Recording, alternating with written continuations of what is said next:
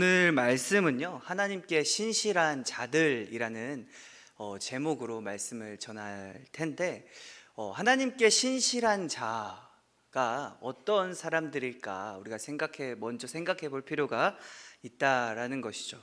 하나님께 신실한 자, 하나님께 신실한 사람은요, 말 그대로 하나님의 약속을 하나님이 주신 그 약속을, 하나님의 명령에 우리가 온전히 순복하고 순종하며 그 말씀을 잘 지켜 행하는 사람을 우리가 하나님께 신실한 자라고 이야기를 한다라는 것이죠. 그래서 우리가 오늘 말씀의 어떤 가장 중요한 포인트가 사실은 이 말씀 제목의 서두에 시작을 하고 있는데, 우리가 하나님께 신실한 사람이 되어야 한다가 어찌 보면 우리는 그런 사람들을 목표로 살아가고 있다라는 것을 우리가 말씀을 시작하기 전에 먼저 말씀을 드리고 우리가 이 말씀을 나눠 볼 텐데요. 그러면 왜 우리가 하나님께 신실한 사람이 되어야 하는가? 왜 우리는 하나님께 신실한 자가 되어야만 하는가라는 질문이 반드시 우리에게 주어진다라는 것입니다. 그런데요, 왜 그래야 하는가? 답은 하나님께 신실한 자에게 하나님이 함께 하신다 약속하셨기 때문입니다. 하나님의 함께 하심이 우리의 삶 가운데 반드시 있기를 소망합니다. 그래서 우리가 그런 의미로 우리 다 같이 우리 주변에 계신 분들께 이렇게 인사했으면 좋겠습니다. 하나님이 함께 하십니다 라고 우리 다 같이 인사하겠습니다. 하나님이 함께 하십니다. 감사합니다. 참 이렇게 우리가 예배 드리는 것, 또 우리가 예배 자리에서 하나님께 찬양하고 나오는 것들이 참 너무나 복된 시간이며 또 우리에게 너무나 감사한 시간인데, 그 모든 것들, 이 시간들이 복되고 감사하고 우리에게 유익한 것은, 우리가 반드시 기억해야 할 것은 하나님이 우리와 함께 하시기 때문인 줄로 믿습니다. 네, 그래서 오늘 이 하나님이 함께 하심을 주제로, 또 우리 하나님께 경건한 사람이라는 것을 주제로, 우리가 그런 사람이 되어야 한다라는 것을 주제로 오늘 말씀을 살펴보게 될 텐데, 제가 그동안 수요일마다 어떤 것들을 진행해 왔냐면, 이제 시편 전체의 흐름에 대해서 말씀을 드려왔는데, 오늘이 드디어 그 클라이막스, 이 시편의 마무리에 대한 부분을 말씀을 드리려고 합니다. 그런데 이 시편의 말씀, 이 시편 어찌 보면 이제 4권까지 했는데요, 5권을 이야기를 하면서 가장 중요한 부분이 바로 오늘 149편이다라는 것이죠. 그러면 왜 이 149편이 너무도 중요하냐라고 봤더니 성도에 대한 개념이 나옵니다. 성도. 그런데 이 성도가요, 조금은 우리가 명확하게 알 필요가 있습니다. 하나님께 우리가 지금 초반에 처음에 말씀드렸던 것처럼 여기서 나오는 성도는요, 신약 시대에 우리가 거룩한 예수님을 믿는 사람들의 모임이라는 것도 사실 성도, 그리고 교회라고 하는데요, 그런 개념이기보다 여기서 이 구약에서 이 시편에서 말하는 성도는요, 처음에 말씀드린 하나님께 신실한 사람을 성도라고 표현하고 있습니다. 그래서 이 성도라고 했을 때, 오늘 본문에서의 성도라고 했을 때, 이 성도는 하나님께 신실한 사람이라는 우리가 개념을 가지고 오늘 말씀을 바라볼 텐데, 그래서 이 성도들에겐요 어떤 것이 있는가라고 봤더니, 오늘 말씀에 성도들은 영광 중에 즐거워하며 그들의 침상에서 기쁨으로 노래할지어다 라고 이야기를 하고 있습니다. 거기서 그치는 것이 아니라 그들의 입에는 하나님에 대한 찬양이 있고 그들의 손에는 두 날 가진 칼이 있도다 라고 이야기를 합니다. 여기서 두 날 가진 칼이 있다라고 하는데, 너무 어찌 보면 이 말은요, 이 칼이 있다라는 말은 이 성도들에겐요, 하나님께 신실한 사람에게는 힘이 있다라는 것이죠. 그래서 그럼 어떤 힘이 있는가 봤더니, 이 힘으로요, 이것으로 문 나라에 보수하며 민족들을 벌하며, 이 성도들에게 마치 하나님께서 주시는 어떤 권위와 권력과 힘이 있게 되는데, 그 힘은요, 문 나라를 보수한다라는 것이죠.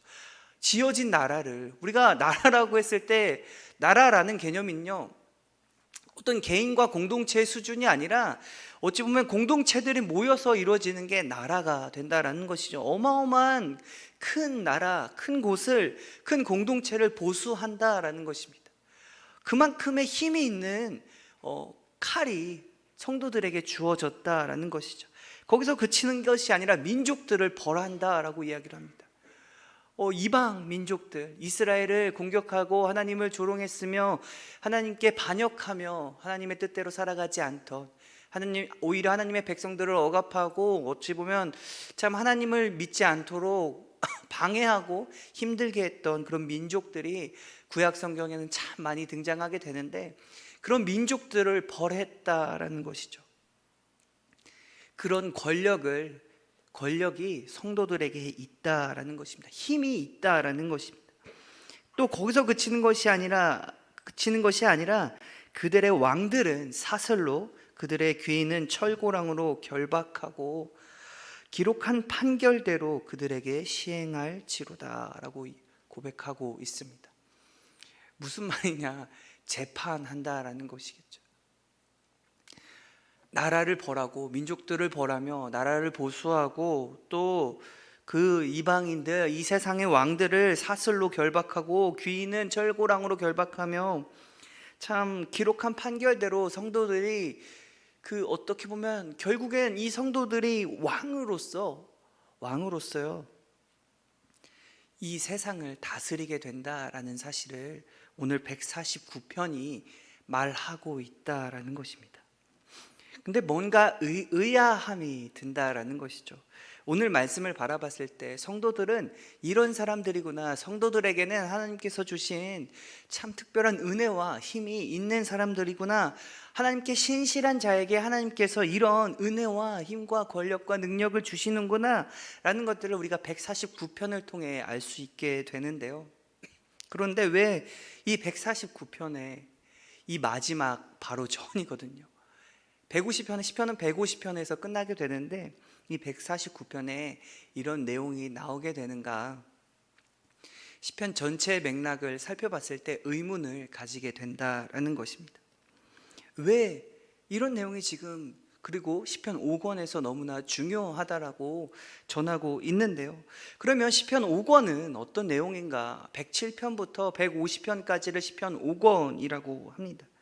그래서 참 시편 3권, 4권을 지나오게 되었는데 혹시 기억나실지는 모르겠습니다. 그 내용들을 간략하게 요약을 하자면 시편 3권은 참 이 시편을 어떻게 보면 요약하고 있는, 이 시편의 중심에 흐르고 있는 가장 중요한 것이 있는데 그게 뭐냐? 하나님의 약속입니다. 하나님의 말씀이라는 건데 그게 어떤 말씀인가? 다윗 언약이다라는 것이죠. 이 다윗 언약이 어떻게 이루어져 가는가가 이 시편 기자가 중요시 바라봤던 중요한 핵심 내용이다라는 것입니다.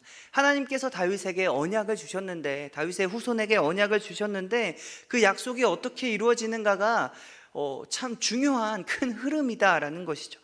그런데 이 다윗의 언약이요, 하나님께서 약속하신 그 약속이 시편 3권을 보면 이스라엘이 멸망하고 남유다까지 멸망하고요, 바벨론 포로로 또 아수르로 참 막 흩어진 다음에 이제 완전히 바벨론 포로로 되었고 이제 돌아갈 수도 없는, 성전도 없고 성벽도 없으며 이스라엘이라는 그 나라도 없는 상황에서 도대체 하나님이 하신 그 약속은 다윗과 그의 후손들을 통해 하나님의 나라를 영원히 하시겠다라는 그 다윗 왕조의 영원함, 그리고 다윗 왕이, 그리고 왕과 그 후손이 이 세상을 영원히 다스리게 하겠다라는 그런 하나님의 약속은 도대체 어디에 갔는가?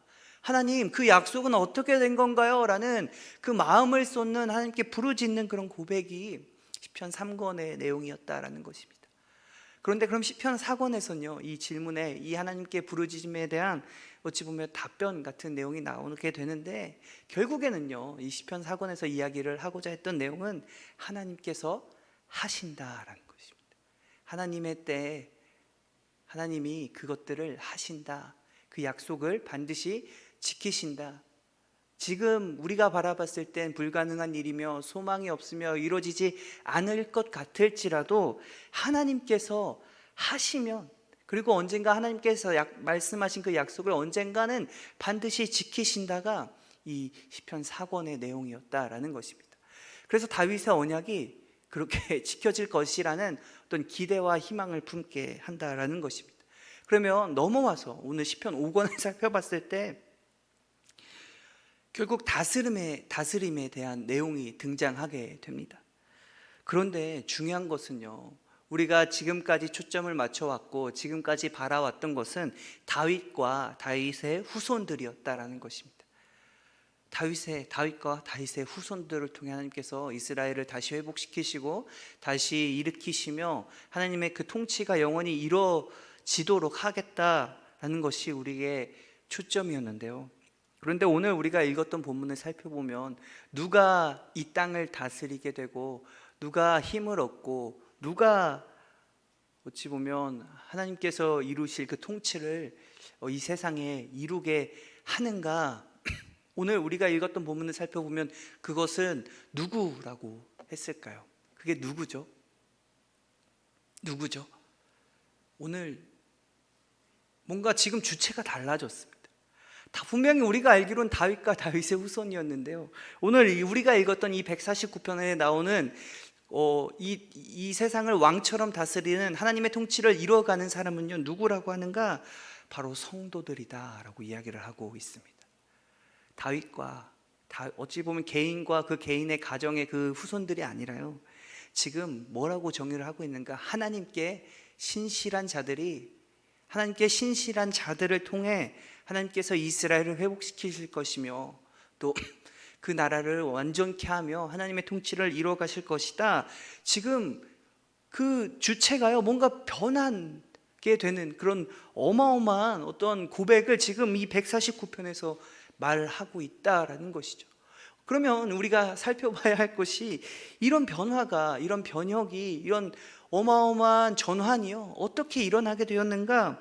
이 시편 5권의 어떤 중요한 흐름 가운데 우리가 몇 가지를 살펴보면 먼저 110편을 바라봐야 한다라는 것이죠. 그럼 110편에는 어떤 내용이 등장하는가? 요약을 해보자면 영광 받으시는 보좌 우편에 계신 주님이 등장합니다. 근데 우리가 110편을 살펴보게 되면 뭔가 하나님이 계십니다. 여호와 하나님, 우리가 이스라엘 백성들이 그렇게 고백했던 여호와 하나님께서 계시는데요, 근데 그 하나님이 계시는데 그 하나님 그 우편에, 그 보좌 우편에 누군가 한 분이 더 계신다라는 것입니다. 주님이라고 고백하는 하나님의 우편에 계신 하나님의 능력과 하나님의 어떤 권위를 어떻게 보면 드러내는 하나님이 아닌 여호와 하나님, 알고 있던 그 하나님이 아닌 누군가가 우편에 계신다라는 사실들이 등장하게 됩니다.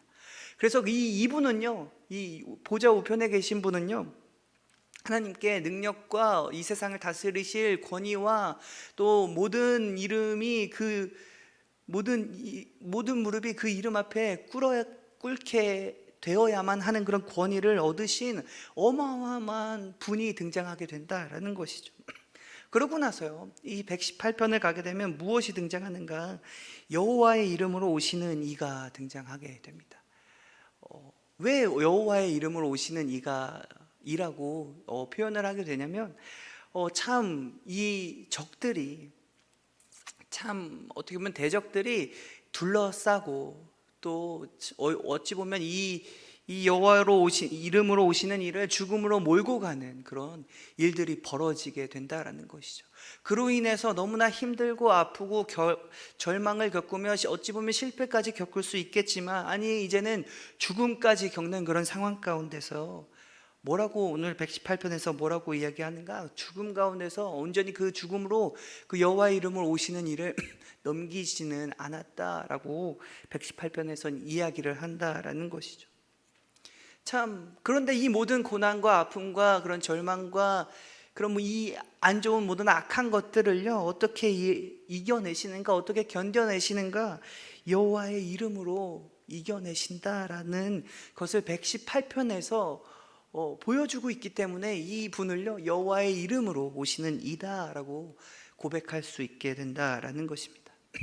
여러분, 여기까지 들었을 때 이미 다들 눈치를 채신 것 같은데 이분이 누구실까요?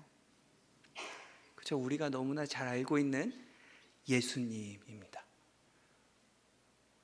너무나 신기하죠. 왜 신기할까요? 여러분, 이 본문은요, 지금 신약 본문이 아니다라는 거예요. 하나님의 약속을 이야기를 하고 있는데, 다윗 언약을 이야기를 하고 있는데, 지금 우리가 읽었던 이 시편 본문을 살펴봤을 때 누군가를 떠올리게 합니다. 우리가 너무나 잘 아는, 우리가 너무나 사랑하는 그분을 떠올리게 한다라는 것이죠. 예수님을 떠올리게 한다라는 것입니다. 근데 이 예수님을 이야기를 하면서 하나님께서 이 5권의 처음 내용을 우리가 그러면 정리를 해보자면 이런 것입니다. 하나님께서 이스라엘 백성들에게 약속하신 그 다윗 언약을 성취하실 것인데, 그 약속을 어떻게 성취하실 것인가, 방법적인 측면, 누구를 통해서 성취하실 것인가, 중요한 방향성들을 우리가 알아야 한다라는 것입니다. 그런데 하나님께서는요, 그 약속을 어떻게 성취하시는가, 보좌 우편에 앉아 계신 그 분을 통해 성취하실 것이다 라고 이야기를 하는데, 근데 그분이 여호와의 이름으로 오시는 이다라는 것이죠. 그 약속을 성취하실 분이 수많은 아픔과 고통과 심지어 죽음의 위기 가운데, 아니 죽음에 처하게 된다라는 사실을 지금 구약에서 증거하고 있다라는 것입니다. 그 예수님이 등장하게 된다라는 것이죠. 그리고 이 예수님 이야기가 등장한 다음에 무엇이 드러나는가, 그 다음에 어떤 내용이 나오는가. 큰 흐름 중에 가장 큰 흐름은 뭐냐, 다윗 시편이, 다윗 모음집이 등장하게 됩니다. 다윗이 하나님께 고백했던, 다윗이 참 하나님이 어떤 분이신가, 다윗 자신이 참 하나님께 드렸던 그런 고백들이 다시 한번 마지막 부분에 등장하게 되는데, 이때 다윗의 고백들은 무엇인가, 왜 하필 다윗의 고백들이 또 등장하게 되었는가 보여준다라는 것이죠. 다윗이 어떤 사람이었는지, 그리고 다윗이 하나님을 어떻게 고백하며 다윗의 삶이 어떠했는지, 다윗이 가장 중요하게 여겼던 부분들이 무엇이었는지, 다윗은 어떤 삶을 살았고 어떤 가치관을 가지고 살았는지를 이 다윗이 고백했던 그런 신앙 고백을 통해 보여주고 있다라는 것입니다. 그럼 다윗은 어떤 사람이었는가? 하나님을 인정한 사람이었다라는 것입니다. 내 인생의 주체가 내가 살아가는 것이 아니라, 내가 결정하고 내 뜻대로, 내 편한 대로, 나의 원하는 뜻대로 살아갔던 것이 아니라, 그리고 그렇게 이스라엘을 통치했던 것이 아니라, 비록 무너지고 실패하고 어려움은 겪었지만, 여러분, 그 가운데 다시 한번 하나님께 나아가서 하나님의 뜻대로, 하나님이 원하시는 대로 하나님께서 이루신 그 뜻에 순종하며 살아갔던 사람이, 하나님을 인정하고 하나님께 순종했던 사람, 그리고 이 이스라엘을 어찌 보면 공동체로서 잘 이끌려고 했던 사람이 바로 다윗이었다라는 것을 보여주고 있습니다. 그 말은요, 이 다윗이 어떤 것들의 어떤 표본이며 대표이며 어떤 롤 모델이 될 수 있다라는 사실을 보여주고 있는데, 이게 왜 누구에게 필요한 모습이었으며, 또 이 다윗의 모습이 이 다윗의 모습을 누가 닮아야 하는가 살펴봤더니 그게 오늘 이야기를 하고 있는 성도들이다라는 것입니다. 그런데 이 다윗의 모습들 가운데 가장 중요한 포인트가 하나 등장하게 되는데, 무엇이 등장하는가? 다윗은 왕이었습니다. 이스라엘을 다스리던 왕이었고, 다윗이 하고자 했던 그 모든 일들은 다 편하게, 아니면 다윗의 뜻대로 모든 것들이 이루어질 수 있는 그런 권력과 힘을 가진 사람이었는데, 그 왕이요, 자신의 뜻대로 세상을 다스리지 않고 어찌 보면 하나님께 순종했다라는 그 사실, 그 겸손함, 하나님을 인정하며 하나님의 뜻에 순종하는 그 왕조차도, 모든 것을, 권력을 누리고 명예를 얻으며 모든 것들을 할 수 있는 그 왕조차도 하나님의 손 안에 있다라는 그런 겸손함을 보여주고 있다라는 것입니다. 그러면서 더 중요한 부분이 등장하게 되는데, 뭐가 등장하게 되는가? 이 왕이요, 결국에는 이 왕조차, 이 다윗조차 뭐라고 고백하는가? 하나님, 나는 아무것도 아닙니다 라고 고백합니다. 하나님, 나는 내가 사람들이 보기엔 특별한 사람일 수 있으나, 내가 왕으로서 이 세상을 다스리는 사람일 수 있으나, 하나님, 나는요, 그럼에도 불구하고 하나님, 나는 하나님께서 이루신 그 나라, 하나님의 그 통치하심이 이루어지는 그 하나님의 나라 가운데 공동체의 하나의 일원일 뿐입니다 라는 고백을 한다라는 것입니다. 왕으로서의 정체성이 아니라, 이 세상을 다스리는 권력자로서의 정체성이 아니라 어떤 정체성을 가지고 있었는가? 하나님 나라 공동체의 일원일 뿐이라는 그런 정체성을 고백하고 있다라는 것입니다. 그런 정체성의 고백이 있고 나서 오늘 본문이 등장한다라는 것이죠. 오늘 본문 성도가 하나님께 신실한 사람이 등장하게 됩니다. 결국에 이 다윗의 모습을 통해 우리가 알아야 할 것은, 이 다윗의 겸손함을 통해 우리가 바라봐야 하는 것은, 그것이 성도들의 모습이다라는 사실을 드러내고 있다라는 것이죠. 그렇게 살아가는 것이 하나님께 신실한 것이며, 그런 정체성을 가지는 것이 이스라엘을 회복시키며 또 자기 자신을 회복하고 또 공동체를 이루어가는 일이다라는 것, 결국에 모든 통치와 모든 일하심과 모든 것들을 이루시는 분은 결국에 하나님이심을 고백하며 그 하나님께 순종하고 하나님과 함께하는 것을 기뻐하는 사람이 하나님께 신실한 사람이다라는 사실을 이 다윗의 모습을 통해 드러내었다라는 것입니다. 그러면서 이 시편이 그런 성도들이 결국에, 그리고 그런 성도들을 통해 하나님께서 무엇을 이루시겠느냐? 다윗 언약을 이루시겠다라는 것입니다. 이 성도들을 통해, 이 하나님께 신실한 사람들을 통해 이스라엘을 회복하시며 또 성전을 회복시키시고 또 하나님께서 이스라엘 백성들에게 약속하신 그 모든 구원하심과 하나님의 은혜를 이루시겠다, 하나님이 함께 하시겠다, 이 성도들을 통해 하나님의 통치를 이루시겠다 말씀하신다라는 것입니다. 그러면서 이 시편이 마무리하게 됩니다. 하나님께 찬양하며 마무리하게 되는 게 이 시편 전체의 내용이었다라는 것이죠.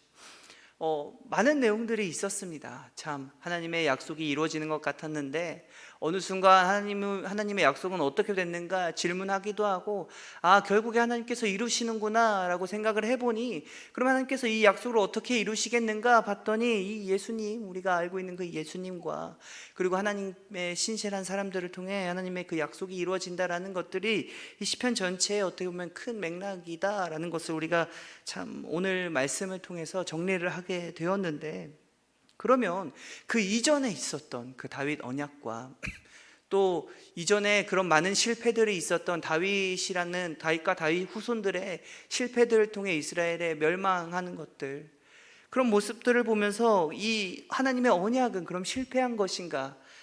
그 순간순간에는 어떤 실패했다가 다시 회복된 것인가 생각해 볼 수가 있는데, 근데 분명한 것은요, 참 이 하나님의 약속은 단 한 번도 실패하지 않았음을 우리가 살펴볼 수 있습니다. 왜 그럴까요? 이것들을 한번 정리를 해보면 이런 것입니다. 다윗의 그 다윗 언약이요, 바벨론 포로로 이스라엘 멸망함을 통해서 완전히 끝난 것 같아 보입니다. 그런데 그런 가운데 하나님께서 뭐라고 하시는가? 하나님께서 하시겠다, 그 약속을 이루시겠다 지금 말씀하셨다라는 것이죠. 그리고 그 약속은요, 보좌 우편에 계신 그 주님, 그리고 여호와의 이름으로 오시는 그 일을 통해 일어나게 될 텐데, 근데 이 보좌 우편에 계신 주님과 여호와의 이름으로 오실 이는요, 어떤 분이신가? 겸손하신 분이시다라는 것이죠. 이 뒤에 있었던 그 다윗의 모습처럼 하나님을 왕으로 인정하며 모든 것들을 할 수 있음에도 하지 않고 절제하며 하나님이 원하시는 그 뜻을 이루려 하신 분, 그리고 하나님의 그 뜻을 이루는데 모든 것을 다 내어주신 분, 그리고 그것들을 통해서 나를 구원하신 그 예수님, 그분이 이루어주셨다라는 것입니다. 그런 분이시다라는 거죠. 그리고 이분은요, 중요한 것은요, 이분은요 우리의 대표자가 되어 주셨다라는 것입니다. 다윗은 하나님이 통치 가운데 한 공동체의 일원일 뿐이었지만, 여러분, 이분은요 우리의 대표자가 되어 주셔서 우리가 살아야 할 방향성과 우리의 삶의 목적과 우리의 삶의 모습이 어때야 하는지, 내 삶의 모습이 어때야 하는지 보여주시는 분이시다라는 것입니다. 그래서 이분은 이 세상에서 가장 하나님께 신실하신 분이다 할 수 있습니다. 바로 우리가 알고 있는 그 예수님이죠. 그래서 우리는 중요한 사실은요, 우리의 삶을 바라보면, 우리의 삶을 돌아보면, 아니 나를 보면요, 참 하나님께 신실하지 못할 때가 너무나 많습니다. 나를 살펴보면 하나님께 신실함은커녕 참 너무나 많은 죄악과 너무나 많은 부족함들을 바라보게 되는데, 여러분, 그런데 그런 우리가요 이 예수님을 통해서 무엇이 되었는가? 성도가 되었습니다. 우리가 하나님께 신실한 사람이 되었다라는 것입니다. 우리는 신실하지 않은데요, 예수님을 통해서 우리가 신실한 자가 되었다. 우리가 구원함을 받았다라는 그 의미는요, 우리가 하나님께 신실한 자가 되었다라는 그런 고백과 동일하다라는 것입니다. 그것이 다윗 언약을 이루신, 또 구약에서부터 계속해서 이어져 온 우리가 단지 구원받았습니다. 우리가 내 죄에서 구원받았습니다. 예수님께서 나를 구원하셨고 나는 그 예수님을 믿음으로 영생을 얻었고 천국에 가게 되었습니다라는 고백, 우리가 여기까지 생각할 수 있으나 거기다가요 사실 같은 이야기겠지만 중요한 건 우리가 그만큼 하나님과 가까운 사이가 되었다라는 것이며 우리가 하나님께 신실한 자가 되었다라는 것입니다. 마치 그렇기 때문에 우리가 무죄 판결을 받았다라는 그런 어떤 신학적인 내용들을 우리가 증거할 수 있게 되는데, 결국에 이 신실한 자들을 통해 하나님께서 오늘 149편에서 무엇을 이야기를 하고 계신가? 다윗 언약을 성취할 성도들로 세우셨다라는 것입니다. 그 말은요, 우리가 이 땅을 하나님의 통치에, 이 땅에 하나님의 통치하심과 하나님의 구원하심과 하나님의 그 인도하심과 예수님이 우리에게 전해주신 그 모습들, 그 복음들을 우리가 이 땅에 보여주며 드러내며 그것들로 이 땅을 통치하며 살아가야 하는 사람들이다라는 사실을 우리에게 전해주고 있다라는 것입니다.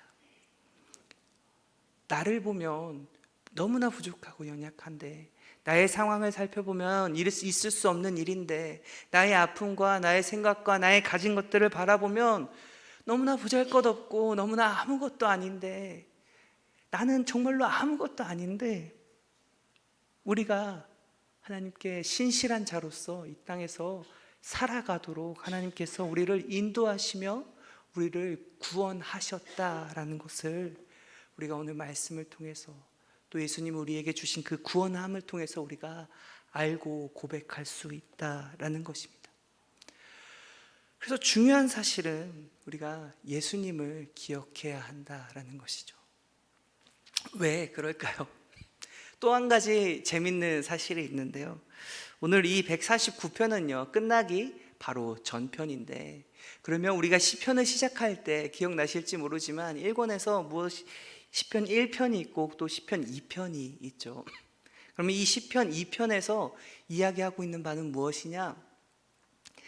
다윗 왕이, 아까 말한 그 다윗 언약이 다윗과 후손들이 이 세상을 다스리며 하나님의 통치를 이루어갈 것이다 라는 그런 선포가 등장하게 됩니다.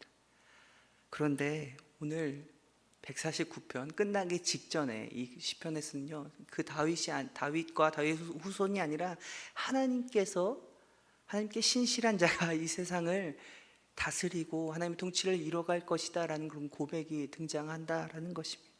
그런 아까 말한 그런 대변화가 일어나는데, 그런데 이런 것들을 하기 전에 우리가 가장 처음으로 돌아가서 또 중요한 것이 있죠. 수미상관인데요, 처음과 끝이 연결되게 되는데, 처음 시편 1편에서 무엇을 이야기하고 있는가? 이 다음에 있을 하나님의 말씀에 집중하십시오. 우리가 이 시편의 말씀을 묵상하고 그것들을 우리의 마음에 심어서 우리의 삶 가운데 시냇가에 심은 나무처럼 그 말씀을 계속해서 떠올리고 생각하고 그 말씀을 삶의 기준으로 삶의 목표로 삼으십시오라는 어떤 가이드가 우리 시편 1편에서 등장하게 된다라는 것입니다. 그래서 그 가이드가 다윗 언약인 것 같았는데, 또 어떻게 살아가야 하는 다윗의 모습인 것 같았는데 그런데 끝에 가보니 어떤 내용이 등장하게 되는가? 결국에 정리를 해보자면 이런 내용이 되겠습니다. 예수님께 집중하십시오라는 것입니다. 예수님을 생각해 보십시오라는 그런 질문이 우리에게 참 그런 질문, 그런 요청이 우리에게 들어오고 있다라는 것입니다. 참 사실은 제가 원래도 이렇게 말씀을 전하는 것이나 또 이 수요 예배 자리에 나오는 이런 상황들이 아직 좀 강도사다 보니 사실 어떤 느낌이냐면요, 말씀을 참 잘 어떤 전문가들 프로 앞에서 약간 아마추어가 이렇게 하는, 참 이렇게 말씀을 전하는 게 참 부담스럽고 어려운 그런 생각들이 참 많이 들었습니다. 그런데 또 하필 오늘은요, 어떤 날이었는가, 교육자 수련회가 끝나고 나서 하필 또 제가 이 중요한 시기에 중요한 자리에 서게 되었다는 것이죠. 참 이렇게 왜 하필 나에게 이런 시련이 찾아왔을까? 막 마음이 막 흔들리고 어렵고, 이제 다 요번에 또 하필요, 그 되게 유명하신 우리 목사님께서 또 되게 제가 이제 말씀을 들었는데 그 교육자 수련회 가운데 저녁 집회 가운데 정말 어마어마한 은혜가 있었다라고 생각이 듭니다. 어마어마한 말씀들, 아니면 엄청 화려한 내용들과 참 어마어마한 어떤 내가 그동안 알지 못했던 다양한 어떤 프로페셔널한 좋은 것들이 등장할 줄 알았습니다. 되게 현란한 말씀, 아니면 막 나를 깨우치고 나를 변화시키고 내가 와 이건 진짜 내가 몰랐던 건데 참 은혜롭다, 이런 말씀들이 전해질 줄 알았는데, 그런데 참 어찌 보면 전해졌던 말씀은요, 너무 평이한 내용이었습니다. 예수님에 대한 내용이었습니다. 복음에 대한 내용이었다라는 것이죠. 우리가 너무나 잘 알고 있는 예수님께서 우리의 구원자 되십니다 라는 내용이 그 설교의 핵심이었다라는 것이죠. 그래서 중요한 건요, 그 예수님 때문에 내가 이 자리에 서 있으며 그 예수님을 전하기 위해 사역자로서 지금까지 힘써 최선을 다해 열심을 다해 달려왔다라는 것을 고백했다라는 것이죠. 충격을 먹었습니다. 제가 너무나 당연시했던 거, 너무나 잘 알고 있던 거, 사실 목사님들은요 또 교육자들은 다른 목사님의 말씀에 또 다른 교육자의 설교에 은혜 받기가 참 쉽지가 않습니다. 왜 그러냐면 그것들을 또 분석하고 그것들을 그 설교를 통해서 무언가를 얻어야 할 필요가 있고, 또 더 좋은 내용들과 더 좋은 말씀들, 내가 알지 못했던 것들을 수집해서 그것들을 다시 한번 녹여내는 작업들이 우리 교육자들의 어떻게 보면 직업병이라고 할 수 있겠는데, 그렇기 때문에 이게 되게 지식적인 측면으로 접근하는 경우들이 되게 많다라는 것이죠. 그래서 어떤 설교를 듣고 와 은혜 받았다, 그 설교 때문에 막 눈물 흘리며 하나님 내가 어떻게 보면 그런 안에 있는 그 마음을 쏟는 기도를 하기가 참 어려운데요. 그런데 참 제가 받았던 충격은 너무나 당연한, 너무나 잘 알고 있는 그 예수님에 대한 그런 말씀 가운데 저뿐만 아니라 참 많은 교육자분들, 그 자리에 있던 참 그 자리에 어마어마한 교회에 많은 부교육자들과 많은 목사님들이 있었는데요, 그분들도 다 같이 그 예수님이라는 그 복음 가운데 눈물을 흘리며 회개하며 주님께 나아왔다라는 것입니다. 우리에게 중요한 사실이 있다라는 것이죠.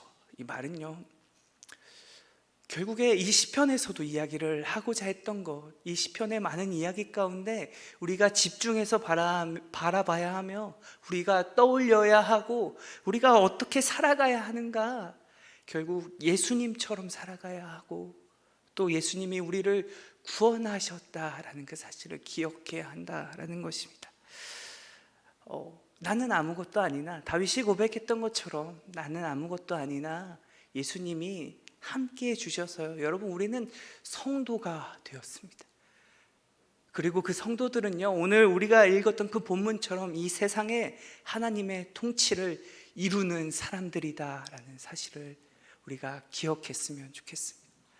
우리를 누르고 있는 수많은 불안감, 그리고 우리를 힘들게 하는 수많은 문제들, 그리고 나의 몸을 아프게 하는 수많은 질병들과 또 내 삶에 너무나 많은 문제들, 내가 걱정거리들은 참 셀 수도 없이 또 각자 개인마다 너무나 많으나, 여러분, 우리가 기억해야 할 것은 그런 문제들과 내 능력들과 내 상황들과 나의 사회적 지위와 나의 모습이 아니라요, 내가 가진 것들이 아니라 우리가 바라봐야 할 것은 예수님이다 라는 사실을 오늘 말씀 가운데, 또 이 시간 이 하나님의 말씀이 선포되는 가운데 우리가 반드시 기억해야 한다라는 것입니다. 그 이유는 그 예수님께서 그 모든 문제들 가운데, 우리의 연약함 가운데, 우리의 부족함 가운데 우리에게 능력을 주시며 우리를 그 문제들 가운데 구원하셨고, 내 삶의 가장 큰 문제, 내 삶에서 가장 해결할 수 없는 그 문제, 죄에 대한 문제까지도 예수님의 그 죽으심을 통해, 그리고 다시 부활하심을 통해 이루셨음을 우리가 기억하며 그 예수님을 신뢰하고 또 예수님 때문에 우리가 우리의 삶을 살아가는 우리 김포제일교회와 또 우리 성도님들과 제가 되기를 간절히 소원합니다.